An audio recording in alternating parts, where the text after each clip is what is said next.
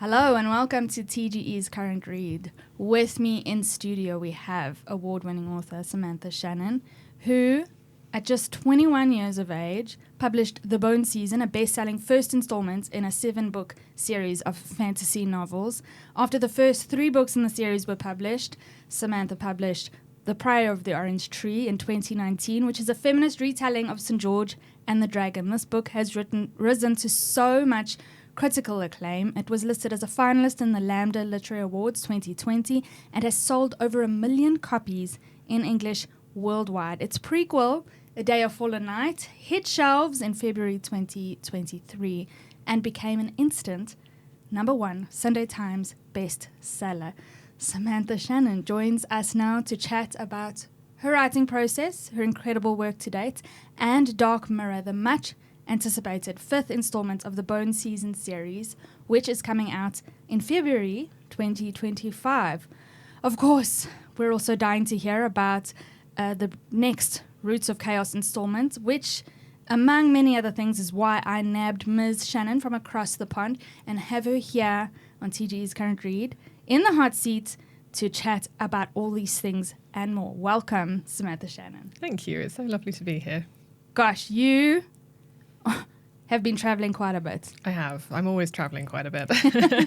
We met 2 days ago at Comic-Con, which was a wild fest of a weekend. It was. You were fresh off a plane from Dubai, which came via Budapest. Yes.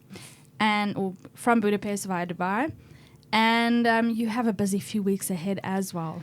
I do, yeah. So after I go to Johannesburg, I go to Cape Town, and then I think I have a few days at home, and then I go on a tour of the Netherlands. So I feel very lucky I get to travel so much for work, but it can be quite hectic sometimes, especially, like you say, when I had to come straight from the airport to Comic-Con, which is not what I would usually have preferred because I was looking a little bit disheveled. Actually, in fact, you looked beautiful, and it was like quite stunning I was on stage already. I was waxing lyrical about you. You were like really stalling for time very well, thank you. It's really easy to do because I could chat with the audience members of just, guys, who else is a fan? I'm pretty nervous to be meeting this acclaimed author. How about you guys? Everybody was excited. It was really easy to chat about you. And we met for the first time on stage. Yes.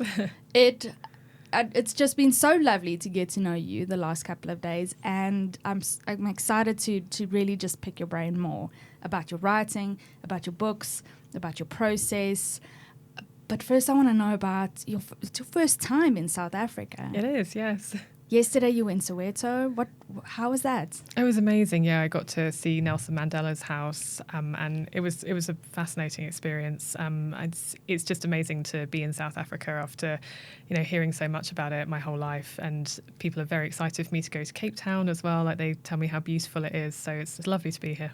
Cape Town is really beautiful, and Cape Townians, I think Cape Townians will agree. Joburgers are lovely people. Joburg, we're really friendly, and we're very excited to have people be in our midst. Yes. So Cape Town, they're a lot more cool and chilled. Sounds like London.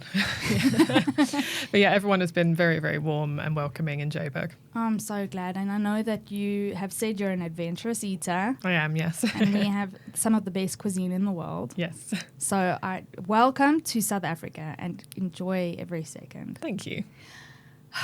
Another South African, I don't know if you know this, another South African who you have been compared to as an author is J.R.R. Tolkien, Lord of the Rings author. I mean, he wrote, what a lot of people tout is that kind of, he was the first real world builder. I'm not actually sure about that argument. I haven't checked my facts on that, but he started out on this amazing, fantasy journey of really people were looking up Middle Earth to be like, where is this place? This is something that you have done not once but twice, built these amazing worlds. You've also been named as the next George R.R. Martin, and I've asked you this before. And I want to put it out there. How do you feel about that as as a writer, as a feminist writer? Yeah, being called the female George R. R. Martin was a little strange for me. I mean, I admire George R. R. Martin very much. I've had the privilege of meeting him a couple of times, and he's very kind. And I love Game of Thrones. You know, I've read I think 3 of the books, and I was just addicted to the TV show. And I loved House of the Dragon season 1 as well. Haven't got around to season 2 yet.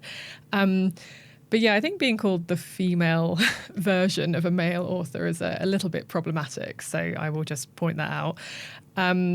I would always rather be the first Samantha Shannon, but I also do understand that in any genre you stand on the shoulders of giants, and I have a lot of respect for the people who came before me. I think, like you say, Tolkien was one of the founders of the genre. There's a lot of women who've been writing fantasy throughout history as well. I think women really can be called responsible for the creation of the speculative fiction genre. You have Mary Shelley and Frankenstein. There was also an author called Margaret Cavendish who wrote a book called The Blazing World, I think in the 1600s, and that can arguably be called the first speculative fiction novel. So it's a grand legacy in the fantasy genre. As you say, I think Mary Shelley is often overlooked. Yes. People talk about Asimov all the time, and it's really a male-dominated field, but we forget about Ursula Le Guin. Oh yes, Ursula Le Guin as well. You know, I have to say, I suppose I come with a bit of a bias in that I don't read a lot of male authors.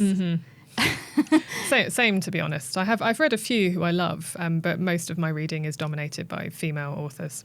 And it was about, I think I was at university when I read the Earthsea Quartet, but I haven't until I really delved into your books. I never went deep into the fantasy genre. And so I have to say that you being the first Samantha Shannon, I was saying to my husband the other day, when I run out of Samantha Shannon, maybe I'll start on George R. R. Martin just to kind of fill the gap. So yeah, I definitely think that's a really good vision to have, or a really good way to look at yourself as a writer, is to just be like, actually, I'm the first in what I'm doing, and I'm really actually blown away by the worlds that you've built. I can't, when I started the Priory of the Orange Tree, I thought, no, but I still love Bone Season, and I know that you really, you know, hit, I suppose, what do you say, hit the big time. People really started to know who you were with Priory of the Orange Tree. When I mention your name to anybody, they bring that up. But the Bone Season came out when you were 21. You were so young. Yeah, it was an interesting career trajectory because there was this explosion of media interest around me when I was 20 when I signed my book contract. I was 19 when I wrote The Bone Season. And it was an interesting period because people were fundamentally interested in me as a person because the book wasn't out yet. And I was always very, very conscious of that when I was being interviewed and people were saying, oh, you're, you know, the next so-and-so and you're going to be such a huge star. And it terrified me because, again, nobody had actually read the book. And it was being compared to other novels like Lord of the Rings, like Hunger Games, Divergent, all of those really big juggernauts in the dystopian and fantasy genres. And I was terrified because I didn't think my book was especially like any of those novels. And it is a thing in publishing that books get compared to one another. It's often meant as a shallow comparison so that readers can find other books that they might be interested in. So often you'll see books described as like The Hunger Games meets The Lord of the Rings or something like that. And often the comparison doesn't really make a lot of sense. It just gives a vague sense of the genre. But I was really stricken with nerves about that. And I have a strained relationship with that time of my life because it gave me very severe anxiety. I felt like I had imposter syndrome.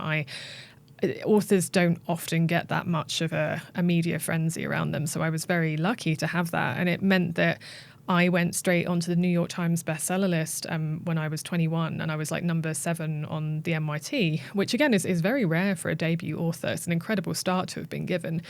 But then, as with any long series, the first one is always where there's the most sales, and then it will slowly peter off because, you know, people will pick up the first one and they might not think it's their cup of tea. So it always goes a little bit quieter after that.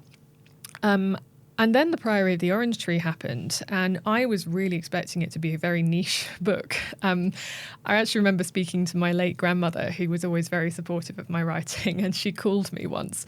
And I think it was a few weeks before Priory was due to be published. And she said, "Samantha, with all the respect in the world, is anyone going to want to read an 880-page novel about dragons and lesbians?" She was like completely perplexed by the idea that this was going to have any kind of commercial appeal. She was trying her best to be progressive, bless her. Oh, I love that. And when she said that, I was a bit taken aback because I had been a bit worried about that. I thought that Priory would be pigeonholed as being sort of gay fiction, and it was, not going to have universal appeal. I thought the size might be intimidating. Most commercially successful books are not that size of like 840, 880 pages. And I was surprised, when it hit the New York Times bestseller list. I can't remember which number it hit as. I think it was maybe number 10. So I was pleasantly surprised when that happened, but I didn't really think anything else of it. I thought it would probably be similar to my other novels. It hits the NYT, it stays on it for a week, and then it drops off. That was the usual pattern. And then I think it must have been about 2020. I noticed that some novels which were backlist novels by other authors were suddenly hitting all the top of the bestseller lists again. So one of them was called They Both Die at the End by Adam Silvera, who I happen to know. And I remember messaging Adam and congratulating him, but also being like, how has this happened? Because that novel came out a few years ago. And it's unusual for backlist novels to hit the bestseller list, because normally pre-orders get accrued, and that's how we get put onto the bestsellers. Yes. And Adam said, it's this thing TikTok. And he said, Priory's really big on there. You should check it out. And I was like, what the hell is a click clock? I had no idea what this was. Oh, I'm so glad. Yeah, I'm a millennial. I feel like Yes. TikTok is I know a lot of people are very successful in there, but I think like it's mostly a Gen Z app in my mind. Yes, 100%. So I was really shocked to discover that Priory had like millions of views on TikTok, and tons of people were talking about it, and they were like challenging each other to read it in 24 hours and all of this stuff. No. Yeah, no, there was this girl who kind of filmed herself just steadily reading it until it was done. Like she read it in one giant sitting. That's impressive. Yeah, Wow. and people were talking about not just about the size, but about the characters and the romance, and it was amazing. And the next thing I knew, I asked my agent, I can't remember exactly when I asked him this, it might have been 2022 or 23, found out that it sold over 1 million copies in English. And I was, again, so taken aback by that, because the Bone Season series, I think at the time had sold 500,000 copies, but that's all put together. So this is one novel, like doubly outselling my entire series. And I had just never seen anything like that, my sales exploding so suddenly.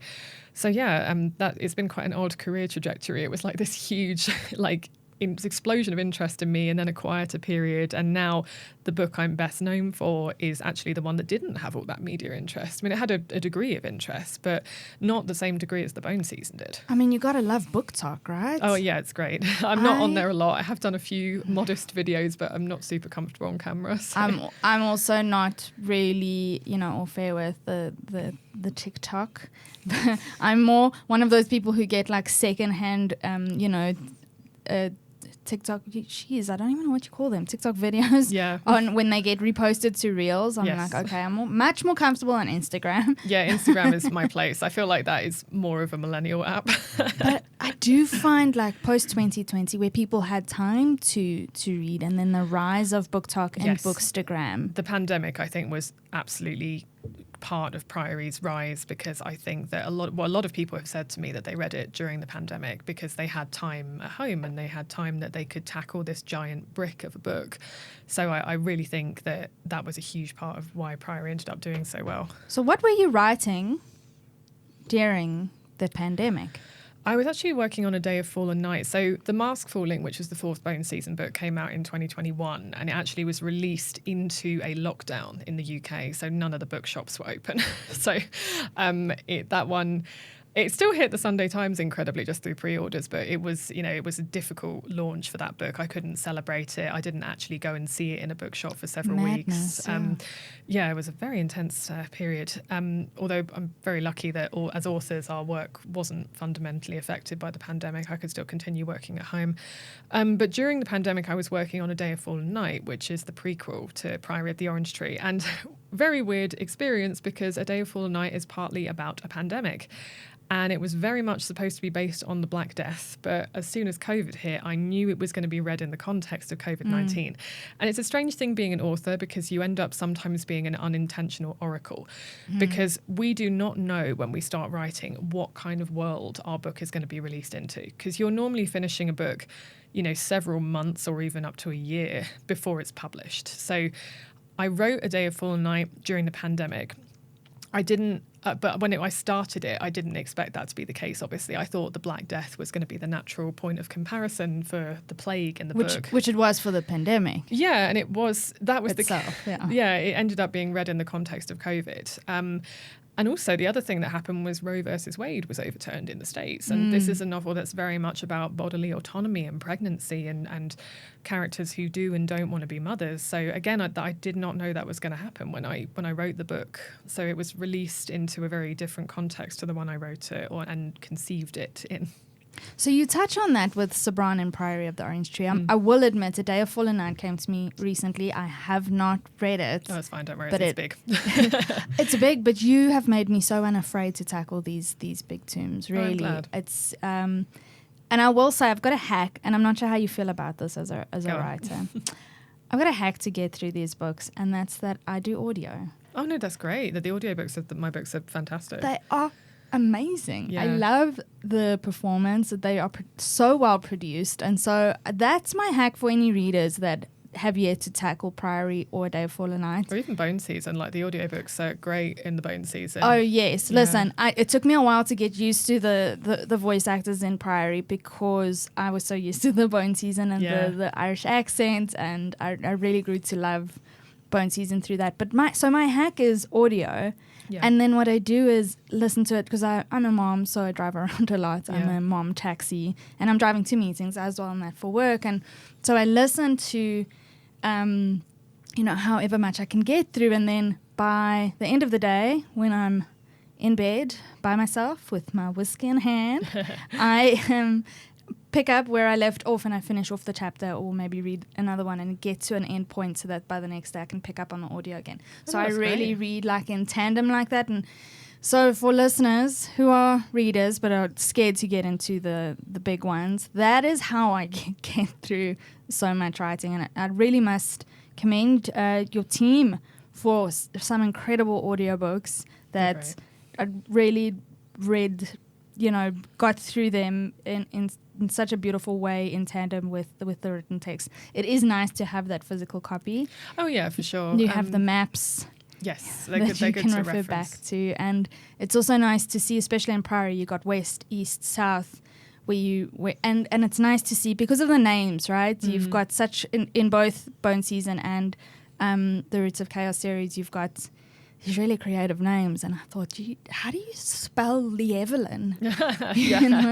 Or Maria? I still don't know how to. And when I'm the kind of reader that I need to see it in order to really remember the character. So it's nice to do it in tandem. So on that though, it makes me think of J.K. Rowling in that she drew on her Latin roots. She was a Latin scholar. You were an English scholar at St. Anne's College in Oxford.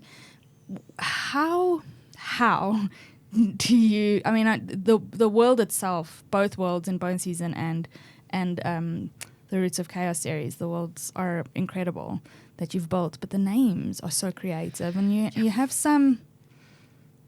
I mean, you have names that I suppose could be used in our world, but then like Sabran, for instance, is quite a simple name. So I've actually had someone say that they called their child Sabran, and then I had a trans reader contact me to say they chose Sabran as their new name, which I thought was really sweet. That's amazing. Yeah, it's lovely. I mean, that's the first thing that comes to mind. But Tane as well is, I would imagine that somebody would have, I know a Tiane, so it's not far off. But then, like I say, you have Anna Maria in Bone Season. Oh, yeah.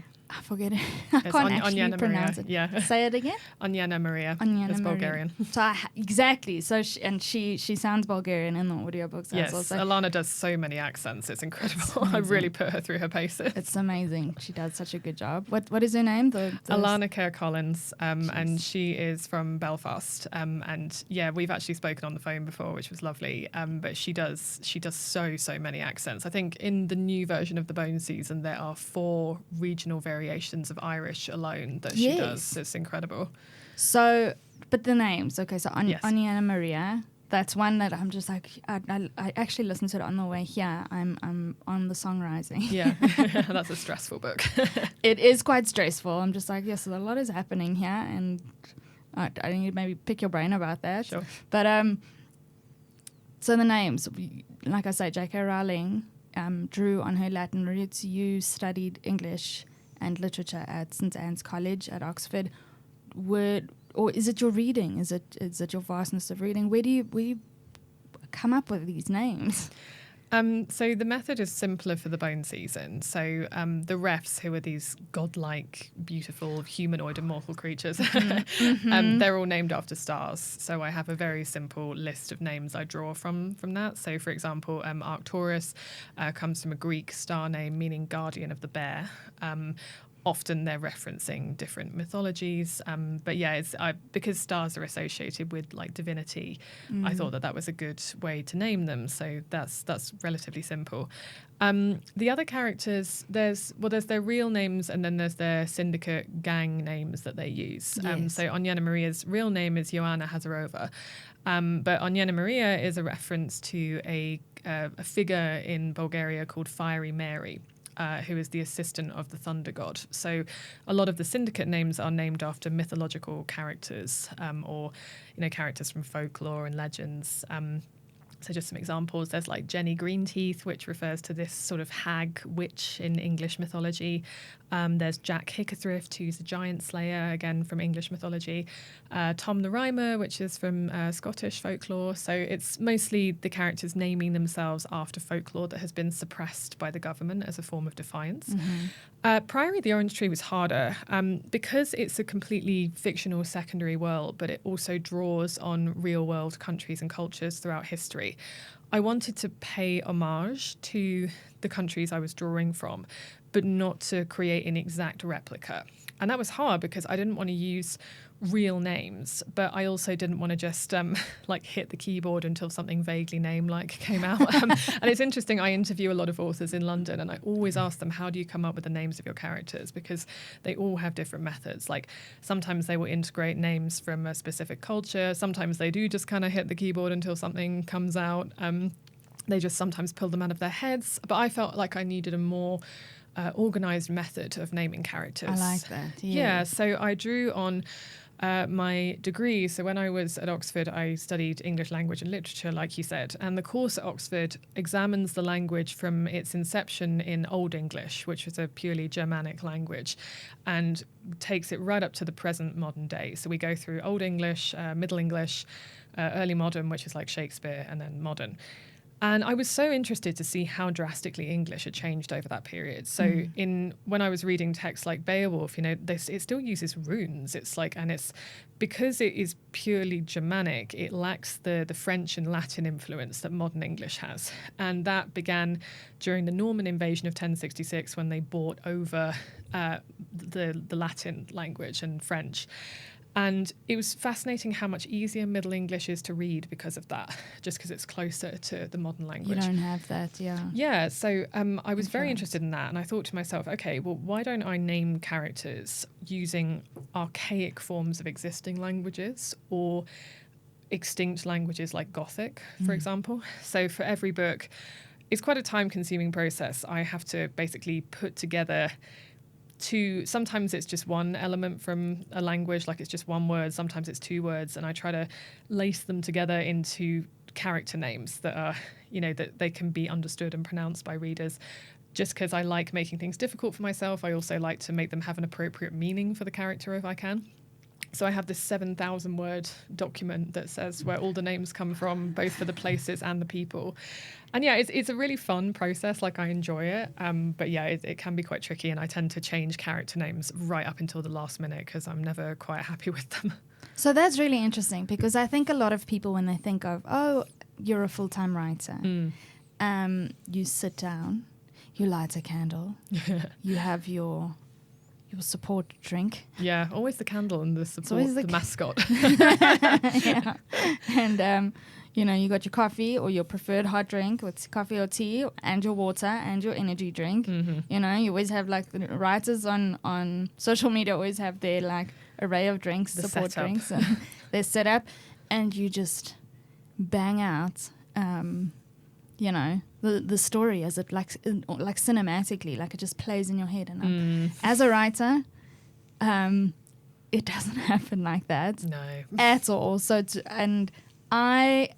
is why you impress me so much, is that I'm dealing with modern day people. I'm dealing with a much shorter text. I'm not dealing with as much history and fabric as what you're dealing with. So I mean, that 7,000 word document, I hope you've got it vaulted somewhere. Yeah, I have like 3 copies of it, and I need to add to it actually, because sometimes I will just chaotically create a name and just slam the etymology into some random Word document, which I then save as like etymology 5 and put it away somewhere. So I need to at some point collate them all into the actual main document. I'll probably release it one day just out of interest, but I'll do it when the Roots of Chaos series is finished.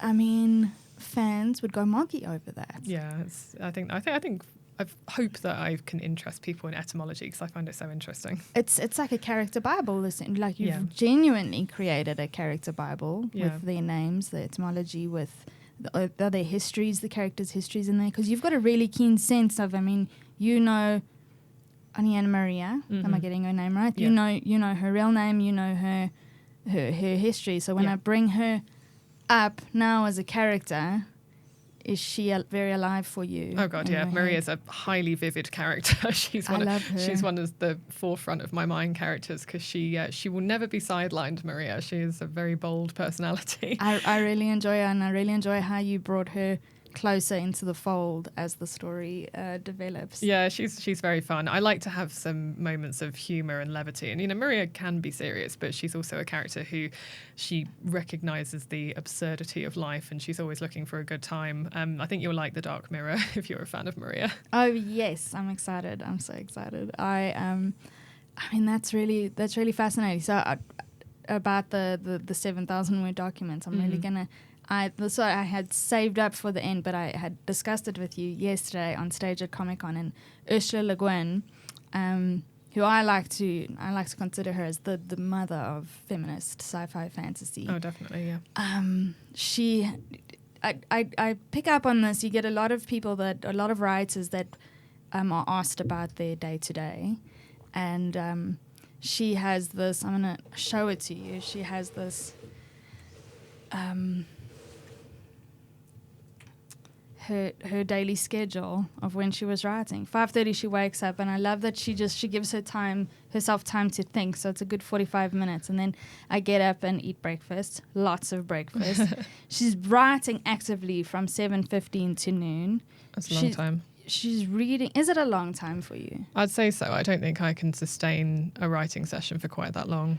So writing, she says. Get to work, writing. Noon she has lunch. Food is very important to her. 1 to 3 p.m. And I really love this. She's reading and listening to music. And I think as writers, we often forget as well to feed ourselves. We're giving out so much. We got to also input, Yeah, it's filling the creative well. Yeah. 3 to 5 p.m. Correspondence. So that's your, I suppose, email. Yeah, that's admin. email. I do that in the morning. House cleaning. 5 to 8 p.m. a good 3 hours to make dinner and eat it. Oh wow, I eat dinner and make it in under an hour. So I'm like, whatever's fastest in the microwave that I can muscle down. I mean, love this for her. I know. After 8 p.m. I tend to be very stupid, and we won't talk about this. I'm going to assume that involves some kind of alcohol. Yeah, probably. I love that, because after 8 p.m. I'm also just like done with. I have every intention of, I'm going to write. My kids are asleep, and this is a quiet time in the home. Yeah. My husband and I tend to give ourselves space, tend to give one another space after the kids are in bed. So it's really like recharge time, I think. That's nice, yeah. But it's not a time that I am most active when I'm writing. So No. what is your version of Ursula Le Guin's, you know? Is it the same thing every day? How do you keep that? Because in order to do this, I assume that there needs to be some sense of consistency and method. Yeah, it depends really. Like it can be extremely chaotic, especially if we're close to a deadline. I'm not terribly good with deadlines. It's one of the aspects of being a traditionally published author that I've always found very difficult because I'm an extreme perfectionist and perfectionism and deadlines do not normally mix very well because I'm always editing like single words up to the very last minute before it has to go to print. I remember seeing my doctor once. I was having heart palpitations. I have like a very minor heart issue. But he was like, "How much coffee do you drink?" And I said, "Oh, well, normally just 1 or 2 cups a day." And he was like, "Oh, that's fine." And then he went, "What about, well, you said normally, what's the other the other time?" And I said, "Oh, well, when I'm near a deadline, obviously I drink more coffee." And he was saying like, "Okay, well, how much?" And I said, "Oh, I think last week I did 17 cups In a day? in a day." And he was like, "Samantha, you know that doesn't leave your body for a while, like that builds up." And I was like, "Probably." So yeah, my relationship with coffee has intensified over the years. So in those moments, I will be getting up in the morning, probably barely getting dressed, like just downing coffee and writing like really late at night. I've done like ridiculous, like, 18-hour writing sessions before when I'm near a deadline. And I try to avoid this and I fail every single time. Like I try to, work in a staggered way that allows me to meet a deadline gracefully, but I have never yet done that in my whole career. On a normal day when we're not near a deadline, I get up probably between 7 and 8. For some reason, my brain wakes me up at 6 o'clock, which I find so frustrating because I don't have to go anywhere. It just wants to wake up at 6 o'clock, come rain or shine. So yeah, I normally lie there for an hour. I guess I do a bit of thinking in that time. I'm mostly thinking about how much I would like to be asleep. Then I get up, always have to go for my walk. I try to do that even if I'm in extreme deadline mode, just because it just gets my blood flowing. It shakes off like the sleepiness. That's where I normally pick up my first coffee. Like I walk to the local town and just grab my coffee, walk back. Then I will do my correspondence, as Ursula puts it, answer emails. There is a lot of admin involved in being an author. Often and it's travel. There's travel. There's often quite time-sensitive things. Like the other day, I'm doing this novella for next year, and it's going to be illustrated. So they were asking me if I approved of the artist they'd chosen, and I had to get back to them by Monday. And it was, sometimes it can be quite intense like that. Or I might be just answering my editor about a query. The writing itself can be. I don't know if I even have a single routine. Like I tend to be a goal-oriented writer. So a lot of writers are motivated by word count. I tend not to do that because I find it too dispiriting because I am chronically ill and I have migraines. But I also, before I got treatment for it, I had pretty severe pain through endometriosis and adenomyosis. So I was basically either my head or my stomach was in pain on any given day, and my word count could actually be pretty low on those days, which is why I ended up like working so hard near the deadline. Which, and as you pushing say, myself. is really disparaging to be like, okay, yeah, 200 words. Shoot. Yeah, so I tend to set myself a goal like today I will finish chapter 15 or today I will write half of the big battle scene that I need to write. And I just find that slightly less pressure and it's more achievable for me in a day. I like that and working in scenes because your scenes are so intricate and it has like that's a really good process to follow. How do you manage your storyboards as well and do you stick to them? So my basic plan when I write a novel is I write a synopsis. Then I break it down into a chapter plan. So each chapter will have a mini synopsis. I write what is the aim of this chapter, what am I trying to convey, what characters am I trying to develop, what aspect of the plot, like how is this chapter pushing the narrative forward? What's the function of it? Like, how do I make sure that cutting this chapter wouldn't do anything to the plot? I need to make sure every chapter is essential, especially the books of the word counts that I do. I need to make sure that everything is necessary in some way. I don't tend to write things down very much when I'm planning. Like I don't have notebooks full of like information or anything like that. The only time that I tend to write things down is to visualize the flow of the narrative. So I'll often put specific events in little bubbles on the page and link them to each other so I can show how each event is affecting the next event. But yeah, other than that, it's mostly in my head. I don't know how you keep track of it, even if it's written down. And because Priory, it was so satisfying when you get to the end and I feel like everything's tied up and not too neatly. You know, sometimes when something's delivered in like a really neat little package, you're just like, okay, there's so much nuance I feel in. I'm thinking of Priory in particular. It was the latest one that I've finished. That I really fell in love, I think, with Niklaus. Oh, thank you. I love Niklaus, but a lot of people really hate him. He's such a Marmite character. Like, people have very strong gut reactions to him. Yes. And, I mean, when you read the book, you'll know why. But his love story really got me. That was one part that really brought me to tears in the book. And I love how you bring all of that to the fore towards the end. The denouement is superbly done. Thank you. In Priory of the Orange Tree. It's not like a huge battle and there you go. Victor raises the trophy in the end and it's done. The denouement is, and it's not this. This is my issue. I will be hanged at the stake. This is my issue with Lord of the Rings and even The Hobbit. They do what they need to do and then it's like, they've got to get back. Oh, yeah. Okay, guys. It's okay. They've got the Eagles. It's fine. It's just, the denouement in particular was just, that was really craftily done. Oh, thank you. I find battle scenes extremely difficult to write, so I'm glad to hear you say that. Coming down from that was just, it was, you're good. Oh, thanks. You're really good at what you do. Thank you. And I'm so excited for what's coming next, and I'm so excited for your fans. I'm so excited for readers who are about to discover this, because you mentioned Priory, you mentioned your grandmother, you had that sweet story about what she said. Like, is anybody going to want to read a book about dragons and lesbians? Yeah. And you were scared. You said you were scared of being pigeonholed. Yes. In that way. And we had this discussion yesterday, and this really needs to be discussed, I think, with a lot more nuance. My worry as an ally is that queer fiction, in particular, is shelved on the LGBTQ shelf, and that it's called queer fiction, where Priory is sometimes called a queer epic, and I'm just like, no, it's epic fantasy. Sure. I feel like it undermines what the LGBTQ community and allies are trying to accomplish if you shelve it under LGBTQ. And I wonder, as an author, how you feel about that, because I do think that it is so dexterously done.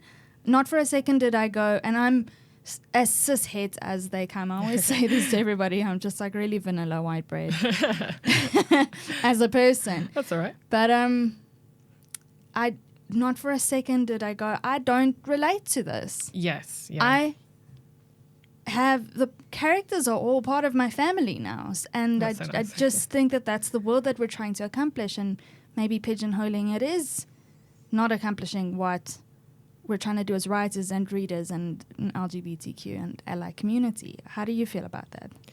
I'm really glad you brought it up, because I think it's such an interesting topic, and like you say, there is a lot of nuance to it. So when I was writing The Priory of the Orange Tree, I was really worried that it was going to be pigeonholed and that my publisher would assume that it would not have universal appeal because of its intense focus on queer characters. And I kind of feel the same way about women's fiction. Like, what is women's fiction? Like, I've never quite understood what that means. Actually, yes. We don't really have men's fiction. That just seems to be fiction. And then women's fiction is this separate thing. I mean, I don't write... I mean, I suppose Priory probably has been shelved as women's fiction in some way. But I'm like, does that mean it was written by a woman? Or, like, what is the meaning behind that? So with queer fiction, it's difficult because you want the books to reach the readers who need them, which means that to some extent it's good for books to be identified as queer. But like you say, I think there is this idea that if you're not queer, then you're not going to relate to the book. And it can be very frustrating as well when, it's similar when men refuse to read books by women, for example, like they think they're not going to relate to them automatically because the main character is female. And for me, it's just all about the human experience. Like fundamentally, we are all human and we all have interesting, complicated, layered existences. And I hope that you would be able to relate to something about the characters, regardless of their sexuality or their gender identity or anything like that. And I was lucky that Bloomsbury, my English language publisher, they really pushed it hard in terms of marketing and publicity to a global audience. They never assumed that it was going to only appeal to LGBTQ readers.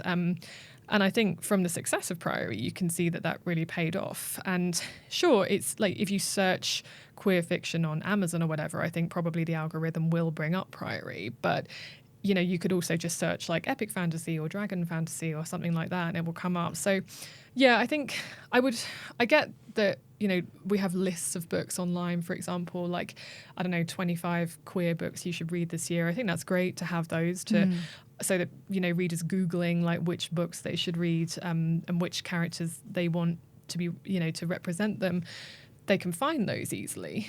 But I also think that shelving them in LGBT fiction rather than just fiction or fantasy, I do think you're right. It sort of others the book in a way that I don't think is always particularly helpful, and actually can almost be unhelpful. It undermines the argument. Yeah, it can turn some readers away from it, thinking it's not for them. You might have it that parents don't want their kids to read queer fiction, so they might, if they can visually identify it as being such. It's a difficult conversation, I think.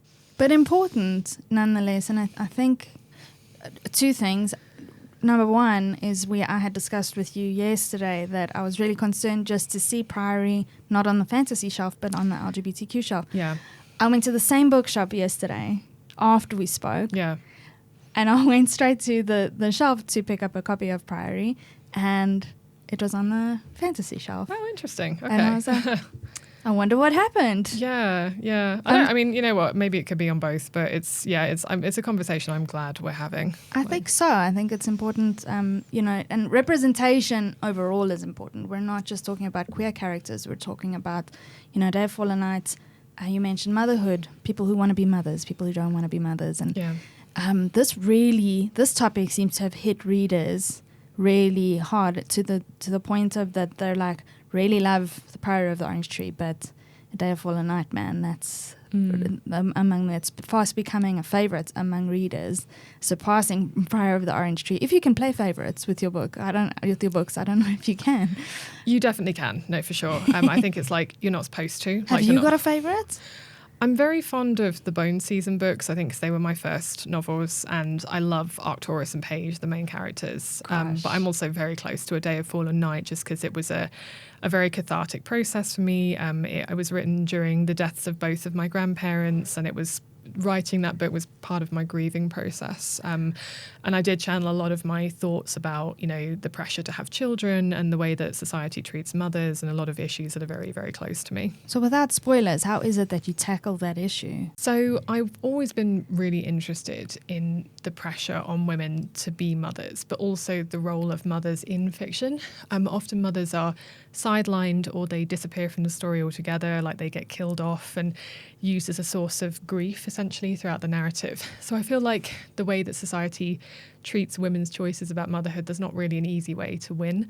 I remember when my mum had me, she said that straight away people were asking her when she was going to have another child to keep me company. And then if women have too many children, people think that they're a burden on society or they're trying to get child benefits or whatever. So I feel like there's not like an easy way that we can win. So I wanted to really dive into that subject in A Day of Fallen Night and give it a lot of space. And I wanted to have some characters who are like me, who don't want to have children and feel under huge pressure to do that. So there's two characters who are in that situation, and one of them ends up having to have a child against her will, while the other one manages to avoid it. I'm just going to repeat that. While the other one manages to avoid it. And then you have a character like Tanuva, who's a woman in her 50s, and she is a mother, and she always wanted to be a mother. And she has lost her son, and she's essentially adopted her partner's daughter, Siu, as her own daughter. And I loved writing Tanuva. Like, she's such a compassionate character, and it was always so lovely to be in her head because she has so much love to give, and she's so loved in return. And yeah, I wanted to give space to women of all ages as well, because I've had a lot of conversations with my mum about this, about representation of women from their 40s upwards. And even as someone in her early 30s, I feel as if there are fewer lead characters who are of my age. And that was why I ended up writing Dumai, who is 27. And I think that was the age I was when I started writing A Day of Fallen Nights. So I felt very close to her. But yeah, I did want to represent women in their 50s and above and show them as warriors and capable politicians and all sorts of complicated roles, because I do sometimes think that marriage and motherhood is presented as the end of a woman's story. It's like the happy ending that we're all supposed to be striving towards. So when I decided that both Tanuva and her partner Esbar were going to be mothers, I decided to have that happen way before the story even starts. So it can't be the happy ending. It's a part of their journey, and it's a really important part, but it's not the end of their story, and it should never be considered that way. Oh goodness! Like I love that. I have a lot of friends as well who have chosen women in my life who I feel really blessed every day to have them in my life. Who have also chosen not to have children. And funnily enough, I speak about it all the time. In that when you get to kind of your late 30s and you in the event that you are married and you do have kids or you've reached a certain career goal, I think there's really a now what quality to that gets people really nervous and gets people doing random things and gets, you see a lot of dissension and you see a lot of volatility in people at that age. And I think being a deep thinker as a writer and really, really writing this out and sharing these different stories, I mean, there's a lot to say for what writers do, and I think that's representation and the fact that you've thought about that. It has huge impact on the world. I would imagine that people feel really, there's a lot of people that would feel really close to those characters who now have a future and have some hope. And isn't that the magic of books? Yes, very much so. It's so lovely to know that you can be part of the lives of people who you might never meet, or sometimes I do get to meet them, which is incredible. And I'm always very grateful to my translators who allow me to reach even more people who I otherwise wouldn't have been able to connect my stories to. But yeah, it's incredible to meet people who say that, the book got them through a dark period of their life, or that they felt represented by it in some way, that they connected to the characters. There is a real magic to that, just being able to have a story and share it with the world, and just all of the people who read it. It's just incredible to know that my books have been read by over 1 million potentially people. It's amazing. In the English speaking just world. In English, yeah, which is great. I want to get back to the Bone Season series, but it would be remiss of me to not ask you about the Roots of Chaos series. I mean, I think it's brilliant that they're all standalone, that you can look at A Day of Fallen Night and Priory of the Orange Tree. They don't need to be read in the same order as you would with the Bone Season series. Mm-hmm. I keep trying to avoid spoilers of what happens with Paige and Octurus, because I am only in the midst of the third one and grappling with that. Oh, you have so much more to come in the mask falling. I'm so excited. So, but Priory and Day of Fallen Night can stand alone. Personally, I'm really curious about Sabran's story and Yad's story, and I won't go any further than those two because I don't want to spoil anything for future Priory readers. Sure. But it was really silly of you to think, Samantha, that the Priory would be just one book. Oh yeah, I know. My agent told me that at the time. I remember pitching Priory to him and saying, "Oh, it's just going to be a standalone. Like I don't want to take that much time away from the Bone Season." And I still hate that, the Roots of Chaos books have caused delays in the Bone Season series. But he did know me very well, and he thought, "No, you're not going to be able to dive into a world like that and then never go back into it, I don't think." So both are standalone. One you can read in chronological order. The Day of Fallen Knights is a prequel, about 500 years before the Priory. How much can you reveal about what's coming next in the Roots of Chaos world? So I would like to write maybe 5 installments altogether. I would try to make them standalone as much as possible, but the next one I'd like to write is probably going to be like a sequel to A Day of Fallen Night. So the 2 Roots of Chaos books we've had so far are about what happens when one branch of magic in the Roots of Chaos world becomes chaotic and spins out of control, which is the magic of fire. But there is another kind of magic called the magic of starlight or Steren, and when that becomes chaotic, different things happen, which are often no less scary. But there was a period after the Grief of Ages, which is the war that happens in A Day of Fallen Night. There was a period after that where Steren magic became chaotic, and there was what was called the Wild Winter. And I would really like to write about that, because I think it would show the different stakes of this world and how high they can rise. And I feel like we've had so much focus on the fire magic, it would be interesting to explore the other kind of magic. So that would probably touch on the same characters as A Day of Fallen Night, while also introducing some new perspectives. And you did mention a novella coming out next year. So what are you touching on there? I'm not allowed to say a lot about that. I'm technically not even supposed to have acknowledged its existence, but because I'm just a blabbermouth, I'm going throughout the world talking about it already. Hasn't even been announced yet. But it's going to be set in the same time period as the Priory of the Orange Tree, and it's going to be told from the perspective of 3 secondary characters who you met in Priory, but you never actually heard from them. And one of them is a character who really seemed to touch readers' hearts, and who became quite popular among them. So I'm excited to tell you more of that character's story. Oh, awesome. Thank you for sharing. That's all right. Don't tell anyone. I won't tell anyone. Listeners, viewers. Code of silence, please. Yes. Don't say anything. I really want to go back to the Bone Season series, though, because that was your first love. Mm-hmm. It was my first love of your writing. Mm-hmm. And I do feel like it's really rooted a lot more than the Roots of Chaos series and Priory. I think it's more rooted in reality, because clairvoyance is a thing. Mm-hmm. You haven't... It's not this magic of Steren and fire magic and water magic and dragons and mythology. It's... Clairvoyance is a thing, and you've set it in, it started out in 2059, which it feels almost around the corner. I know, yeah. Well, like when I wrote it, 2059 felt much further away. So it felt like it was going to be a really futuristic novel. And I've realised that once we reach 2059 and we go past it, the Bone Season is going to become a historical novel, not a future novel, which is really weird. Like I'm like 2001 Space Odyssey. As soon as we go to like 2063, 2059 is going to seem like several years ago. So it's going to be weird reading the Bone Season in that context. I wonder how much of an oracle you are, Samantha Shannon. I hope not a major oracle for this. I mean, a couple of things did make me laugh. Like Donald Trump actually briefly set up a company that was called Scion a few years ago, which made me laugh a lot. I think it was a car company or something like that. Yeah. Was it a car company, or is there a different... Was that just total fluke? Yeah, that was kind of weird. Sometimes I accidentally stumble into these things.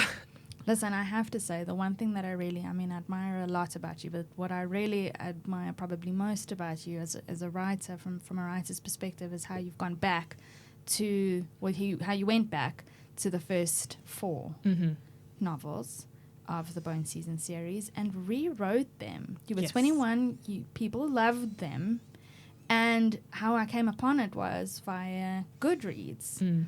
I was like, let me have a look at what people have said, and also input my own. I finished reading this, nice, yeah. So I'm into that side of things, keeping track of my reading 2024 reading list. And yes, I do that. Yeah. Then I saw something from the author, and I'm like, this is so unique. This is so great. And you addressed your readers, and you said, thank you so much for reading the first, when they first came out, but. I now have an author's preferred text. They've been reworked. And tell me more about the author's preferred edition of the first 4 novels.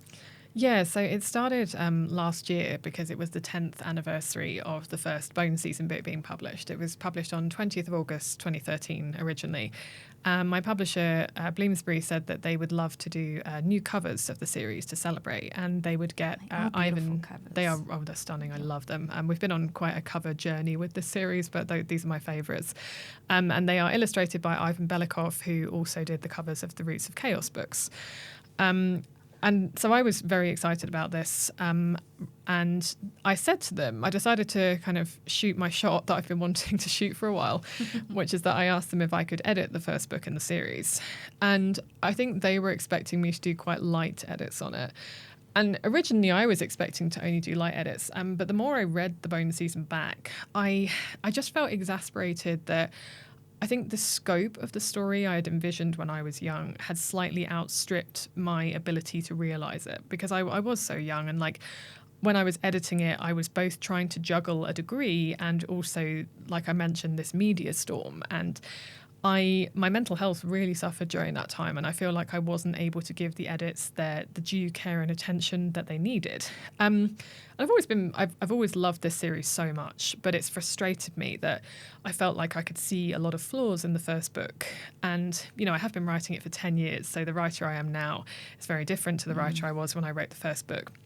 And I think I wanted to make the world building more accessible. I feel like I didn't really know how to convey my world elegantly to readers originally. Like, there was a lot of info dumping in the first chapter, which could be very overwhelming and it sort of caused a barrier, I think, to readers, particularly who were less familiar with fantasy.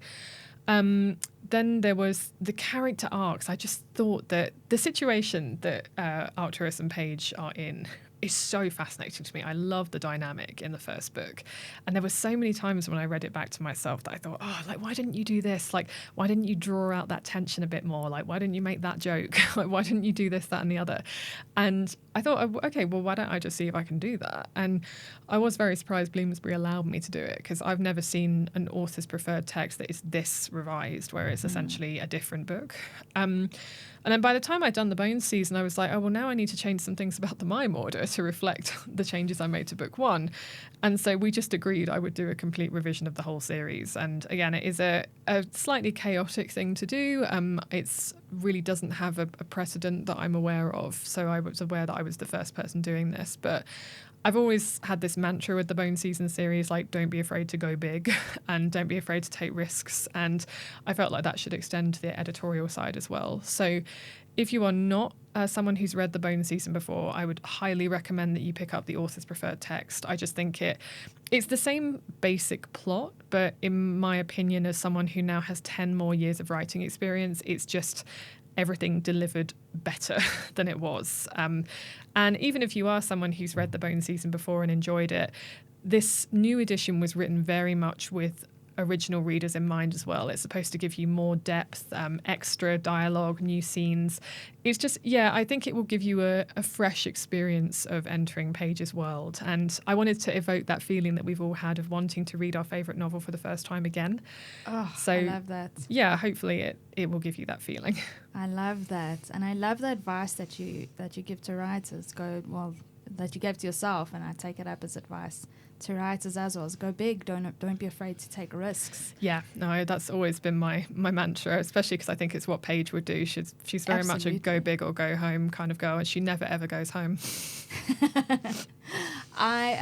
Sam, the world that you built is there's a lot of people going to London from the Bone Season series and going, I'm in Paige's London. They'll go to London, quintessential London landmarks. Yes. And just all they're doing is imagining their worlds, which is amazing. Yeah. And Oxford as well. Yes. And you were at Oxford. So you have a awesome anecdote.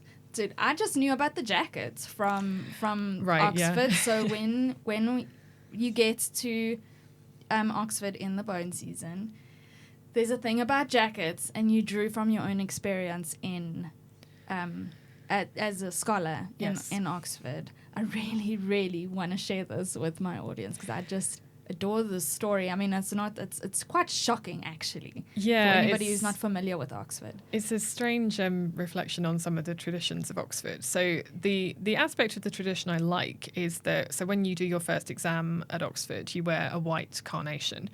For the last one, you wear a red carnation, and for all the ones in the middle, you wear a pink carnation. And the law is that it's supposed to be that the flower is being stained with ink over time. But some of the students used to joke that it was like being stained with your own blood, sweat, and tears just as you studied. So I thought I would introduce that into the system as like the colour system of Oxford.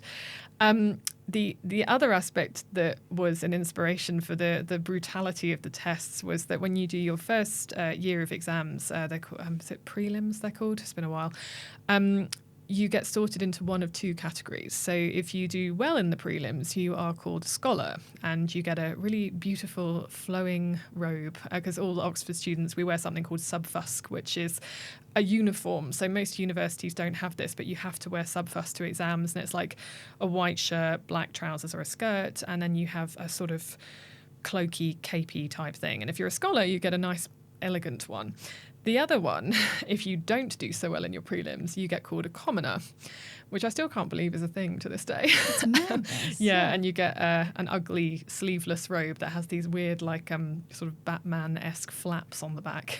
It's not quite as pretty as the scholar's robe. And as far as I know, you can't shift your category after that. You're either a commoner or a scholar, and the scholars get kind of, I can't remember exactly what privileges they got. I think maybe they had like a special dinner, or they got to sit at like a special table or something like that.